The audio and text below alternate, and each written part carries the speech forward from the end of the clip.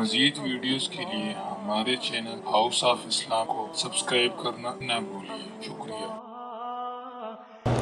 کہتے میں ایک دوست ہے، وہ بازاروں میں پھرتا ہے، لڑکیوں کو دیکھتا ہے تو ماشاءاللہ کہتا رہتا ہے۔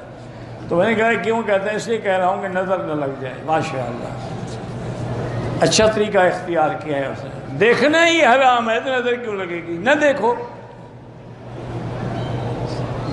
اسم اعظم اللہ کو پتہ ہے، 99 ناموں میں کوئی اسم اعظم ہے، اللہ عالم۔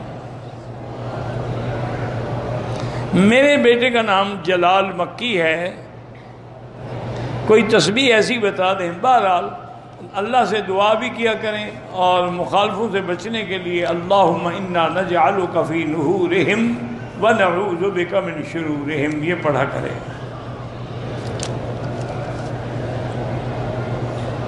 آنکھوں کی روشنی بڑھانے کے لیے قرآن کی جو آیت ہے فَكَشَفْنَا عَنْكَ غِطَاءَكَ فَبَصَرُكَ الْيَوْمَ حَدِيدٌ یہ پڑھا کریں۔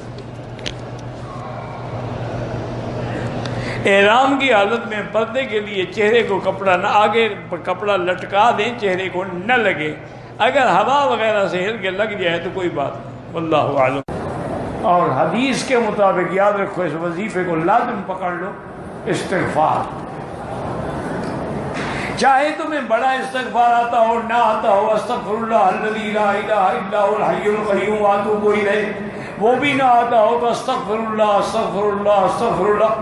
اور خاص طور پہ اس کے پڑھنے کا جو وقت ہے نا وہ تہجد کا وقت ہے، کہ مومن کی شان یہ ہے کہ وبالاسحار هم یستغفرون، وہ سحر کے وقت میں اللہ کے آگے بیٹھ کے استغفار کرتے ہیں۔ اور جب استغفار کرو گے نا پھر تم دیکھو گے کہ تمہارے رزق میں بھی برکت، مال میں بھی برکت، اولاد میں بھی برکت، عزت میں بھی برکت، اور ایسی جگہ سے اللہ دے گے جہاں تمہارا خیال اور گمان بھی نہیں ہوگا۔